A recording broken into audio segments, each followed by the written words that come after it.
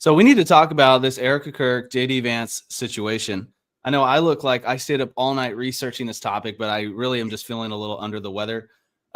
So here's the problem.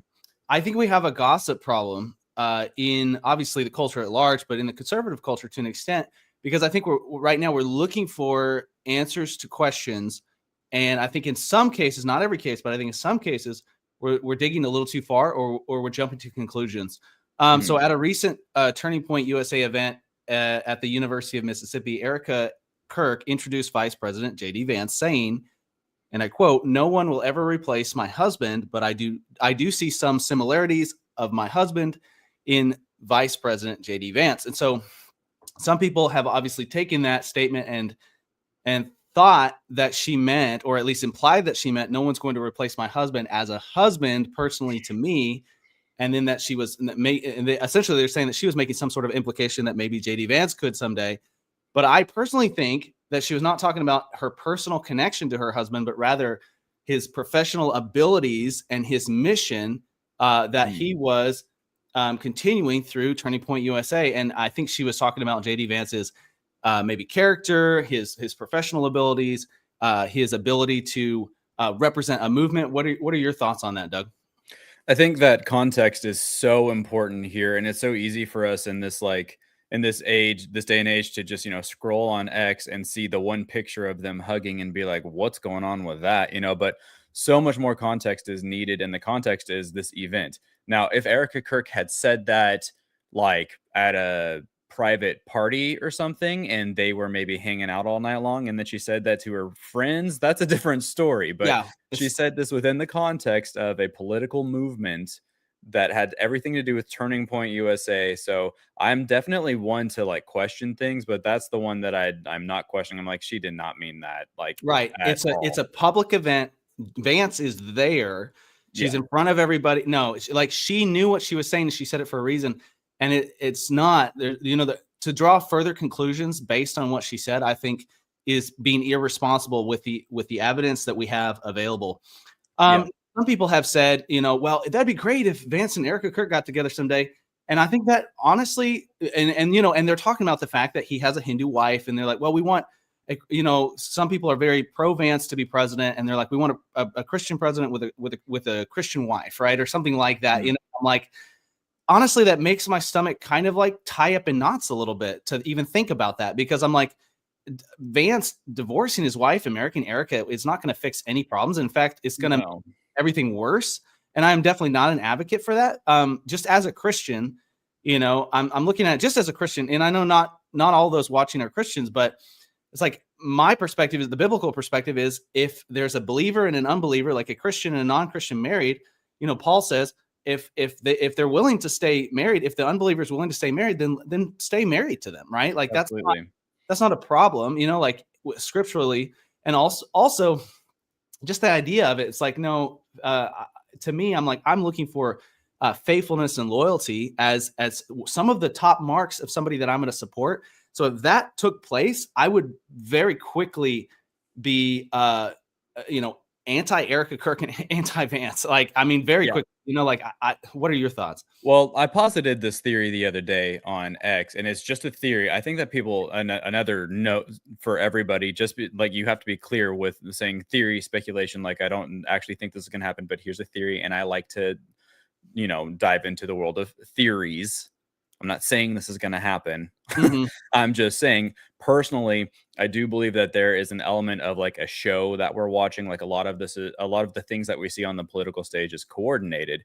And so my theory was, if at some point in the future, and I mean years in the future, we see this weird manifestation of maybe there's a falling out with Vance and his wife over religious differences. And then, oh, you know what? I guess so. I guess Erika Kirk has still been single all this time. That would be the power couple. That's when, if something like that happened, if something like that happened, that's just another nail in the coffin for me on, yes, this is all a show and we're just watching one big movie. So that's the theory I was putting out there. So like, I don't think that's going to happen, but if it did, then for sure there's something really wrong in the background. Like we are being manipulated. Absolutely. Right. And I think that's the problem. We're so inundated with the TV shows, really the books, the TV shows, the the fictional stories that it's like, oh, we want real life to look that way, or we start thinking that real life is that way, and it's not always the case. Like sometimes it is. I mean, I've seen behind the scenes drama when it comes to, big organizations and weird things happen. I've seen that, but it's not always there, and sometimes there's just good people that are doing their best with a hard situation. Take Erika Kirk, for example. I saw a post on X, and I've seen many posts of people sharing their stories of grief and dealing with loss. And one lady in particular said when her husband died, she was talking about how she literally like went around hugging all the guys that he was friends with, because she was like, these are the men that he respected, and she felt more connected to her husband and his legacy, through the friendships that he had and making sure she kept those connections. So it's like, well, and in a sense too, they filled those certain positions in her life, because like when you lose somebody that close to you, that's a huge hole in your life. And it doesn't have to be romantic for a guy to step in and be like, hey, I see you're hurting in this area, let me help you, and if you already know and trust that person, then it's a good thing. This is what community is for. And we need each other. A woman needs her husband. She just lost her husband very dramatically and suddenly. So some guy stepping in to fill some particular area of her life that needs to be filled in to be a a friend, non-romantic like way. to be a friend and to be community. Yeah. Like that should be happening when you have good people without hidden intentions or hidden motives. That should be happening. There should be a community that gathers around you during a time of loss. So I think this does raise another question though. Like it's the question of, and I posted a video last week where I personally said, hey, I don't want to see JD Vance as president. Here's the reasons why. Y'all go check out that video. I think I brought up some pretty good points. I'm not saying that it would be the end of the world. I'm just saying like, these are the reasons why I don't want to see him as president. Right. But this is kind of another piece to that puzzle, I would say, because if he became president, and this story kind of raises the question, could we expect to see more Hindu influences here in the States? Because he has a Hindu wife, and again, I'm not advocating for them to separate or anything like that. But the same way that Reagan's wife affected his spirituality, and I don't claim to know exactly where Reagan was with God, but his wife was very much into, I would say, occult practices. Like she was very much into spiritualism, into mysticism, things like that. And I think she directly affected his views on that, and also even maybe the way he president. And I think he was a great president. In a lot of ways, I think he made very good decisions. Not everything perfect, but I think there was some weird things going on. That maybe he could have. I think he's a really good president. Maybe he could have been a really great president if this hadn't been part of his life. But would we see that happening with Vance to an extent as well? With the fact that he does have such a deep connection to the Hindu roots. And I'm not saying we have to have a Christian president every time. We have the freedom of religion here in the States, and sometimes we're going to have Christian presidents, sometimes we're not, right? And that's going to be part of America. But I'm questioning if we have a choice. I think I would rather have a Christian president who has a Christian spouse than a Christian president who does not have a Christian spouse. What are your thoughts? And then let's move on to this raises another issue with this statue, this Indian statue project that we're seeing. I think that even as a vice president and then a vice first lady, is that what? I don't know. Second lady. It still is influencing the culture, and it's not direct. It's not like JD Vance is out there endorsing it, or even his wife, Usha. I can't remember her name. But it's kind of more like maybe the Hindus who are here are just more encouraged to be like, oh, hey, we have people in the White House who are Hindu. That's kind of exciting. We're being represented more. And then it kind of expands from there. So that's kind of like the more logical reasoning behind like how this actually influences the country in that way. And so it just kind of makes sense that I'm not surprised, I guess is what I'm saying. Yeah. So Doug, tell us about this statue project, because this is very interesting. When I saw this pop up on my feed. Yeah, this one is a weird one. I mean, it's extreme, I should say. Maybe not weird. So there's an organization of Hindus, a religious organization of Hindus in North Carolina that have purchased over 130 acres of residential land, and they are currently in the planning phase of building this massive temple, and it's going to have a 155-foot statue of Lord Murugan, who is the Hindu god of war and also of wisdom. And I think it was Murugan is like the child of the Shiva, the god Shiva, which is another whole different, you know, rabbit trail there. But the Right. statue is supposed to be taller than the Statue of Liberty. So still in planning phase right now. They haven't actually made this happen yet, but we've got some details about it that are going to be really interesting to dive into on how this connects to the Hindu and Christian combo that we have in the White House right now, plus also Mhm. some other things that we need to talk about, because this is a big deal in our country right now and where we're heading. Basically, it's a sign of where we're heading. So, but Yeah, let's jump into that after we hear a quick message from our sponsor. Investing can be confusing and scary, but it doesn't have to be. Genesis Gold Group takes the guessing out of the game and guides you on your gold investment journey. We at Filibusted love the genius design of the Prepper Bar, which breaks up into sections, kind of like a chocolate bar. But if you prefer high security insured gold storage, they have that too. And unlike Fort Knox, the gold is actually there, 100% owned by you. So don't wait to get started. Visit filibustedgold.com today for a free investment guide from Genesis Gold Group. So I personally don't like the idea of this statue being built. The fact that it's taller than the Statue of Liberty, I think it says something. I think we're going to get into that in a few minutes about maybe what people are missing when it comes to that comparison. But I also immediately thought of like, well, what kind of Hindu influence and how many Hindu temples are there currently in the United States? And so I did a little research and found that there's probably about, it's actually hard to tell. Some numbers said as few as 80, and others said as many as 1,000. And I think they're counting different size structures and different size buildings, in that, and different size groups. But this article estimated about 200 structures here within the United States. And so it's like, okay, this is not something that is super, super rare. It's a little bit rare, but it's, I mean, something we already have. Here's some pictures of some right here in the article. This has been happening. This has been happening. So this is not new, and so I think maybe sometimes we look at a story and we go, oh my gosh, if that were to happen, what would America look like? It's like, well, it's already happened. It's already been here. Well, just go outside and look around. That's what America looks like. We've got to understand that.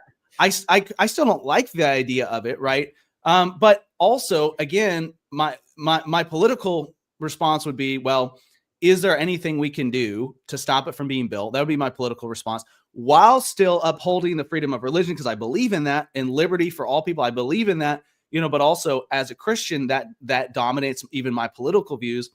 But here's the thing. I think my Christian views, honestly, are a little bit, maybe I could say, more lax when it comes to this than even my political views. Because Scripture tells us that in 1 Corinthians 8:14, therefore, concerning the eating of food sacrificed to idols, we know that an idol is nothing at all in the world, and that there is no God but one. So it's like Paul makes this point that idols aren't actually real. Like, that's not a real God. There's nothing, and I think it has more to do with the heart of the people, what the people are worshiping, than it does a statue itself, right? Absolutely. So what are your thoughts, Doug? I think I agree with you wholeheartedly on that. When we talk about the idols in the Bible, there's a difference between empty statues that have nothing in them, and then just for the people who are more into the esoteric stuff on our channel, there are such things as charged items. That's a completely different topic. We're not talking about that. We're talking about just these statues. But the thing is, these statues represent where the heart of the people is, and right. I don't really like that this is happening either, but at the same time, I'm not surprised. So there's a couple different ways you can approach something like this happening. You can try to battle this in different ways, right? So there's the legal way. The only way to really justify any sort of legal blocking or removal of the statue is to basically make the nation a Christian nation, like actually legislate, we are a Christian nation, and therefore no other religions will be tolerated. That's about the only way that you can do that according to the law of the land here. Right, which I don't necessarily like that idea because I know some people do. I'm not in favor of that. I look at past examples of it in ways that has been just completely abused and misused. And Mhm. it's like, and that's not even like, to me, that's not even Christian because that's not how the Bible tells us and how Jesus told us to Right. actually spread Christianity. So Yeah. it's like Constantine is a good example of that. The Crusades are, there's some positive things, mostly negative in my mind when it comes to Crusades. So it's like, there's a lot of negative examples of trying to force Christianity on people. Yeah. And it's like at that point, I think we become like the Islamic culture that we condemn, like what we condemn Right. them for forcing the religion on people and even, killing people who don't convert in some cases. And it's like, well, I don't want to look anything like that. It's Mhm. like the gospel was meant to be good news shared, from one person to another, like, and spread in with the love of Christ. And it's like, with every person in mind, like that's what it was Yes. meant to be. And it was not meant to be forced. So yeah, I don't necessarily like that idea, and I'm not saying Yeah. that we shouldn't have Christian laws. I think we should, but I think the Christian laws and the Christian politics should represent the hearts of the people that have been changed. Yeah.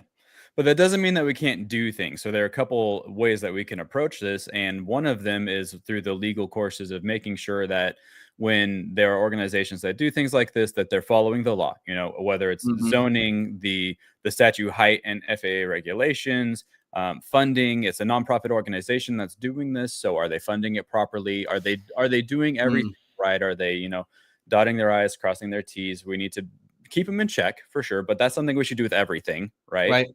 Um, When we but looked at that Muslim community that, that they were trying to build here in Texas, that was going to essentially have Sharia law potentially like yeah, governing it. I mean, we saw so many issues with that, legal issues, not just moral issues or like, religious issues, but there were legal yeah, implications there, things that they had completely botched, already, even yeah. in the initial stages of it, so And I that's think the that's something we difference need to because consider. Sharia law stands in opposition to the law of our land already. So Right. that's a no-brainer then, we do Yeah, need to shut that down. That's no right. longer freedom of religion. That's actually breaking the law at that point. Exactly. Which technically doesn't have anything to do with religion because of how deep the Sharia law goes. Of course, it does for them, but it doesn't for us. That's like, I don't know. That's a weird like gray area there, I suppose. But Well, freedom um, of religion is there are limits to it. You have freedom of religion as so far as it does not restrict other people's rights, other people's yeah, basic rights based on the Constitution and the Bill of Rights. So, yeah, and and that's the important, Sharia law absolutely does. right? So either we go to legal war, quote unquote war. I don't mean, actual violence, legal social war with Right. the Hindus, or here's another option. How about we as a people just actually be Christians and then work to help convert these people to Christianity in the peaceful way that Jesus taught us. Like Yeah. with that, I think that would go a whole lot further than trying to just shut this project down. Because what are you going to do when you shut it down? Like you're just making people mad now. In You're some making it senses, you're so throwing fuel onto the fire. yeah. How about You go know. be a good Christian and be a good neighbor and then maybe change their hearts too? But the problem that we have in this country right now is we have a lot of pretend Christians who like to say one nation under God, and then that's where they stop and they move on from there and they don't actually live the Christian life. They don't actually follow Jesus and they don't actually spread the gospel. And so that's why we have these things happening. If Mhm. we get down to the root of it and we really want to be a Christian nation, that's what we have to do. Otherwise, this is what happens. Yeah, and at the risk of sounding judgmental, I would throw myself in that boat too. It's like I think this is something we all could get a lot better at. Oh, And absolutely. I'm preaching to myself for sure. Like I yeah, need to do more. I need to do better as well. yeah. So there's an interesting twist to this story that you brought up that I want to point people back to. So if y'all want more info, I'm going to throw this up here right now. If y'all want more info about some of the hidden symbolism we've recently talked about behind Trump's new arch, and I'm a Trump supporter, to a great extent, and I don't believe in everything he's done, but I don't support every single little thing he's done, but Mhm. to a great degree, I still am a Trump supporter, and so. But at the same time, I think we need to look at when things are being built or things are being, changed or constructed in the nation. Like, what is the symbolism behind it? and what is really taking place. And so that's what we kind of do a deep dive into in this episode here. And I think we mentioned the Statue of Liberty in this episode. So Doug, I would love for you to kind of jump into that for us.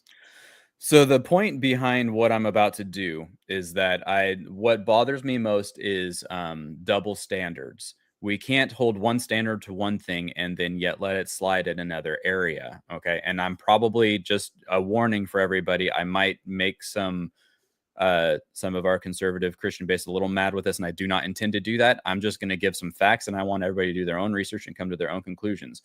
But the reality is that we already have a statue in this country that we venerate, and it's called the Statue of Liberty, and it is not a Christian statue. It is a goddess. And this is proven by the man himself who sculpted it, the French sculptor. I don't know if I'm going to pronounce this name. Let's see. Frederic Auguste. I don't know. I'm not French. Bartholdi, the guy who made the Statue of Liberty, referred to it as the Goddess of Liberty. So we just replaced the word goddess with statue, but he actually made this as a goddess. This is not a Christian symbol.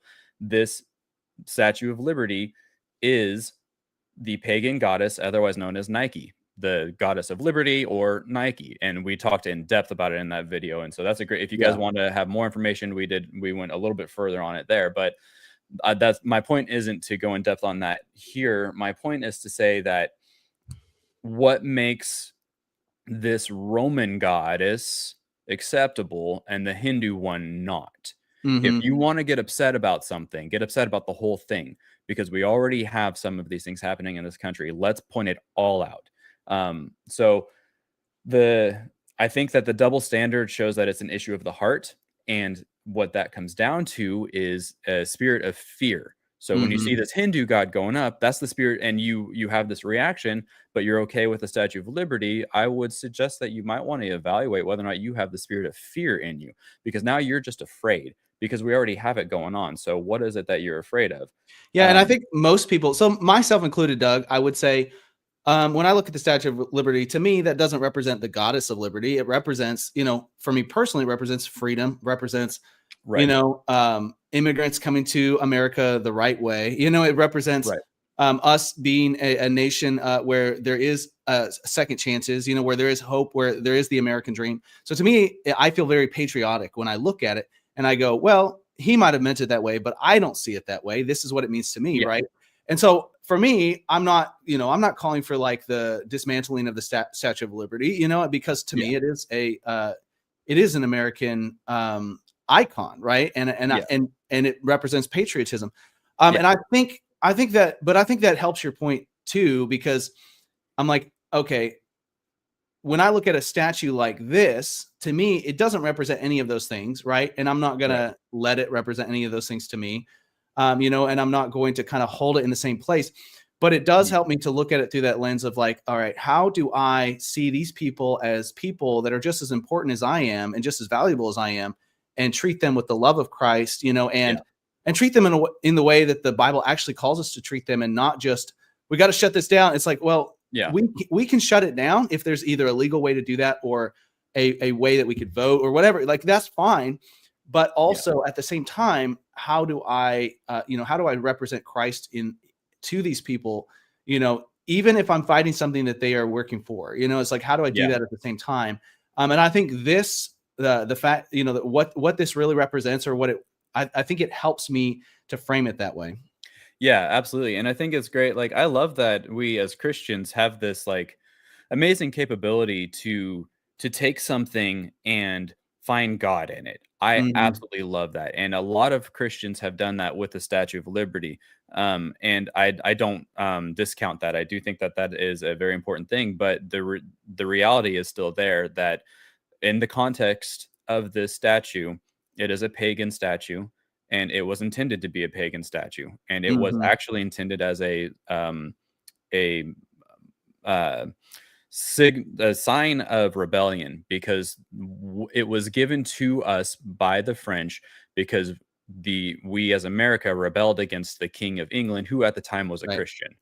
And so that's really, if you dig down far enough in there, that's what this is. Liberty is not freedom. They are different. Liberty is to do as thou wilt. Freedom is freedom of choice. They're very, very similar, but there is a slight bit of confusion there. They're not the same thing. And so that it's like, I love that we can say, okay, this represents freedom. Great, it does. But what freedom from what? So now we're talking about, no longer are we talking about the Statue of Liberty. We're talking about our hearts. Where are our hearts at? And so that's what's most important. And so I guess my bottom line point is, like, what are we really bowing down to? Ryan said something the other day that I absolutely loved, and I wrote it in these notes. He said, you don't have to worship it. You just have to bow down. What is your heart bowed down to? Yeah. So we can have these statues hanging around and we're not worshiping it, but are we bowing down to it? Yeah. That's the question for you to ask yourself and to answer yourself. That's a good question. All right. Well, that's the episode for today. Y'all let us know what you think in the comments, and maybe we'll do a follow-up on this again sometime. Again, y'all go check out this one, because the hidden symbolism behind Trump's new art, because there's just a lot of really good nuggets in there. And I think it really is going to continue this conversation for those that missed that one. But that's it. We'll see y'all tomorrow. Gold is not just a backup plan if the world falls apart. It's an investment opportunity that could set you up for generations. There's never really a bad time to invest in gold, but you want to make sure you have the right guide. And that is where Genesis Gold Group shines. Whether you are a first-time buyer or a seasoned investor, their trusted expertise and competitive pricing makes them an easy choice. They offer tangible assets in case of emergencies, but they can also design the perfect IRA just for you. And they'll even cut through all that confusing red tape from the IRS. We at Filibusted love the genius design of the Prepper Bar, which breaks up into sections like a chocolate bar. But if you prefer a more high-security insured gold storage, they have that too. And unlike Fort Knox, the gold is actually there and 100% owned by you. Genesis Gold Group is a safe, simple, and convenient way to invest. Visit filibustedgold.com today for your free investment guide from Genesis Gold Group.